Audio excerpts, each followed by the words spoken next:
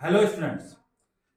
जैसा कि मैंने आपसे प्रॉमिस किया है कि मैं आपकी CUET की पूरी प्रिपरेशन कराऊंगा और इसके लिए मैं आपके GT के 2 टॉपिक्स अपलोड भी कर चुका हूं।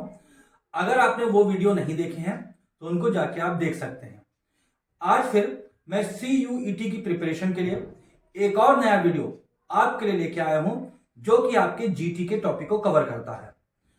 आज जो वीडियो में लेके आया हूं वो आपके कुछ ज्योग्राफिकल फैक्ट्स यानी कि कुछ भौगोलिक तथ्यों को कवर करता है। मेरे पिछले 2 वीडियो की तरह ही ये वीडियो भी बाइलिंगुअल है, यानी कि इंग्लिश और हिंदी दोनों मीडियम के स्टूडेंट्स के लिए इंपॉर्टेंट है। मैंने इसमें दोनों ही भाषाओं में लिखा है। चलिए आइए वीडियो को शुरू करते हैं और देखते हैं ज्योग्राफिकल फैक्ट्स, इंपॉर्टेंट पॉइंट्स जो कि आपके पेपर में पूछे जा सकते हैं और इनसे क्वेश्चन बनते हैं। हर बार की तरह ही मैं वीडियो के लास्ट में कुछ क्वेश्चन पूछूंगा। अगर आप उन क्वेश्चंस के आंसर दे सकते हैं तो इसका मतलब आपने वीडियो को अच्छी तरह देखा और समझा है। अगर आप आंसर नहीं दे पा रहे हैं तो कोई दिक्कत नहीं है, आप फिर से वीडियो को देखिए और फिर से उन फैक्ट्स को तैयार कीजिए और फिर से क्वेश्चन के आंसर दीजिए। सब कुछ हो जाएगा आपसे। चलिए अपनी मनचाही यूनिवर्सिटी पाने के लिए हम CUET की प्रिपरेशन की तैयारी शुरू करते हैं। आज ये मेरा तीसरा वीडियो है। चलिए देखते हैं कुछ इंपॉर्टेंट ज्योग्राफिकल फैक्ट्स।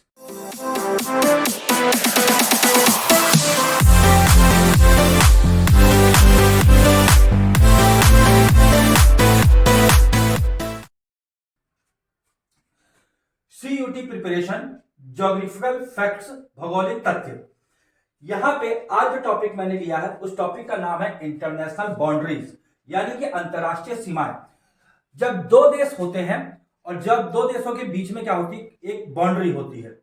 इस बाउंड्री को हम क्या बोलते हैं? इंटरनेशनल बाउंड्री यानी कि अंतरराष्ट्रीय सीमाएं बोलते हैं, जो कि दोनों देश जिसको क्या करते हैं, रिकॉग्नाइज करते हैं, यानी इसको मान्यता देते हैं। और कभी भी क्या करते हैं कि एक दूसरे को उस बाउंड्री को क्रॉस नहीं किया जाता है।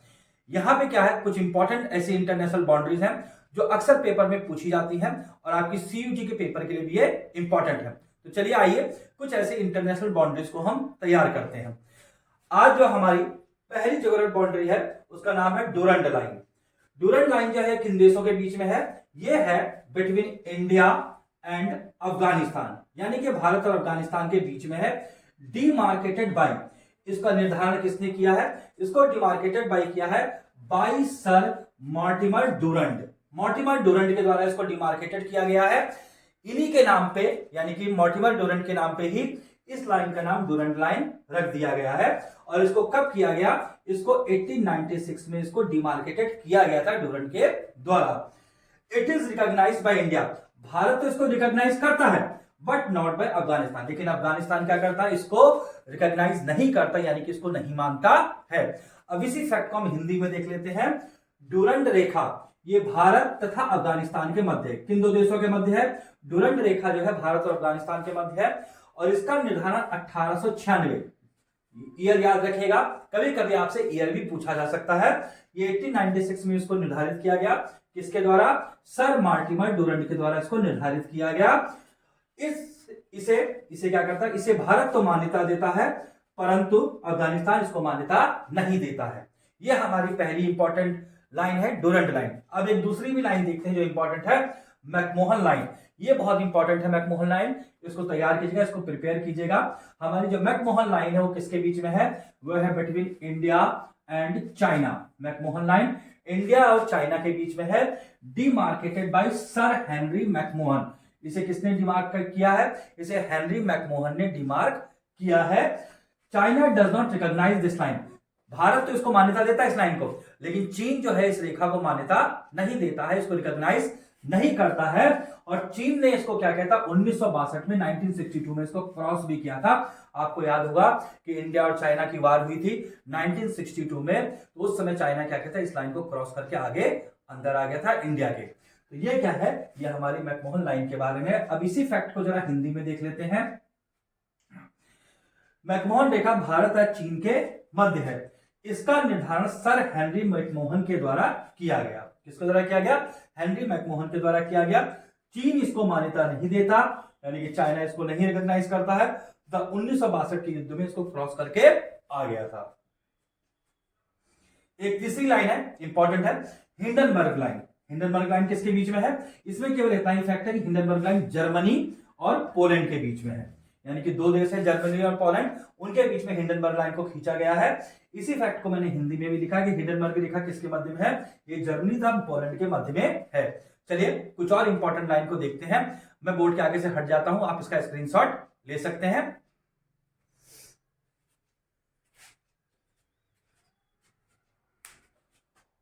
चलिए स्टूडेंट्स, कुछ और इंपॉर्टेंट बाउंड्री लाइंस को हम देख लेते हैं। अब यहां पे मेरी एक बहुत ही इंपॉर्टेंट बाउंड्री लाइन लिखी गई है जिसका नाम है red Cliff line. Most important, red Cliff line, important लिख लीजिए इसको। ये किसके बीच में है? Between India and Pakistan. यानी कि रेड क्लिफ लाइन जो है वो किसके बीच में ड्रॉ की गई? इंडिया एंड पाकिस्तान के बीच में ड्रॉ की गई है। और किसके द्वारा ड्रॉ की गई? सर साइरिल रेडक्लिफ के द्वारा ड्रॉ की गई है। यानी कि रेडक्लिफ के नाम पे ही, साइरिल रेडक्लिफ के नाम पे ही इस रेखा का नाम रेडक्लिफ लाइन रखा गया है। और कब ड्रॉ की गई थी? 1947 में, जब भारत और पाकिस्तान के बीच में डिवाइडेशन हुआ था। 1947 में इस रेखा को, इस लाइन को ड्रॉ किया गया था, रेडक्लिफ लाइन को, बिटवीन इंडिया एंड पाकिस्तान। इसी फैक्ट को हिंदी में देख लेते हैं। रेडक्लिफ रेखा भारत तथा पाकिस्तान के मध्य में है। किसका? इसका निर्धारण सर साइरिल रेडक्लिफ के द्वारा किया गया था। कब किया गया था? इसको याद रखिएगा, 1947 में। 1947 में इसको ड्रॉ किया गया था, इसको डिमार्केट किया गया था। अब अगला देखते हैं 17 पैरेलल लाइन। ये किसके बीच में है? ये नॉर्थ वियतनाम और साउथ वियतनाम के बीच में है। इससे पहले क्या थे? दोनों देश एक में ही थे। फिर उसके बाद में क्या किया? 17 पैरेलल लाइन के द्वारा दोनों देश को अलग अलग किया गया। 17वीं समांतर रेखा जो उत्तरी वियतनाम व दक्षिणी वियतनाम के मध्य में, देशों का नाम याद रखिएगा, इसके बीच में है 17 पैरेलल लाइन, उत्तरी वियतनाम व दक्षिणी वियतनाम के मध्य में। अगला देखते हैं 24th पैरेलल। ये भी एक इंपॉर्टेंट लाइन है, इसको तैयार कीजिएगा। 24th पैरेलल लाइन, इस ये लाइन के बारे में पाकिस्तान क्लेम करता है, Pakistan claims should be the demarcation between India and Pakistan. Pakistan इस बात का दावा करता है कि ये जो है यही रेखा निर्धारित होनी चाहिए इंडिया और पाकिस्तान के बीच में। लेकिन भारत जो है, इंडिया डज नॉट एक्सेप्ट, लेकिन भारत उसके क्लेम को क्या करता है? एक्सेप्ट नहीं करता है कि 24 पैरेलल नाम की कोई लाइन है। अब इसी को देखते हैं 24वीं समांतर रेखा। पाकिस्तान इसका दावा करता है कि यह रेखा भारत और पाकिस्तान के मध्य विभाजन रेखा है, परंतु भारत इस बात को नहीं मानता है, भारत उसके क्लेम को नहीं मानता है। लाइन नंबर 7, 38 पैरेलल लाइन, ये हमारे किम जोंग की लाइन है between north Korea and south Korea. पहले दोनों कोरिया एक में थे, बाद में दोनों देशों का डिवाइडेशन हो गया और क्या बन गया? वो एक नॉर्थ कोरिया हो गया हमारे किम जोंग जी का, और दूसरा हो गया हमारा साउथ कोरिया। साउथ कोरिया जहां की सैमसंग कंपनी आप जानते हैं। तो 38 पैरेलल लाइन है बिटवीन नॉर्थ कोरिया और साउथ कोरिया। तो ये क्या है? इन दोनों के बीच में है, इसको अच्छी तरह तैयार कर लीजिएगा। 38वीं समानांतर रेखा जो उत्तर कोरिया व दक्षिण कोरिया के मध्य में है।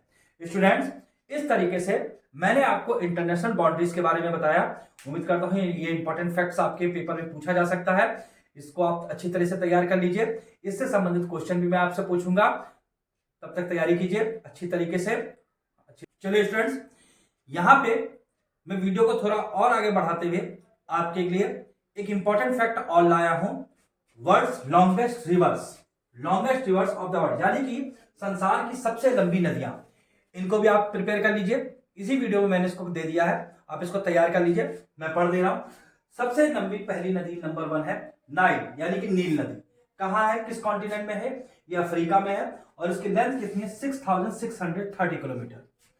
हमारी दूसरी जो रिवर है उसका नाम है अमेजॉन। अमेजॉन नदी कहां बहती है? साउथ अमेरिका में रहती है। इसका कॉन्टिनेंट कौन सा? साउथ अमेरिका, यानी कि दक्षिण अमेरिका में है और इसकी लेंथ कितनी है? 6240 किलोमीटर की। तीसरी जो नदी है हमारी मिसिसिपी मिसौरी है, मैंने हिंदी और इंग्लिश दोनों में लिखा है, जो कि हमारी नॉर्थ अमेरिका में बहती है, यानी उत्तरी अमेरिका में बहती है। इसकी लेंथ कितनी है? 6015 किलोमीटर, 6015 किलोमीटर। 4 नंबर की नदी है इटिस नदी। इटिस नदी हमारी कहां? यूरोप में बहती है और इसकी लेंथ कितनी है? 5120 किलोमीटर। हमारी 5 नंबर की नदी है यांगची, यानी कि ये कहां बहती है? ये एशिया कॉन्टिनेंट में है और इसकी लेंथ कितनी? 4960 किलोमीटर। हमारी अगली नदी है अमूर नदी, ये एशिया में बहती है और इसकी लेंथ कितनी है 4640 किलोमीटर। अगली हमारी नदी है नंबर 7 पे हुआंगहो नदी।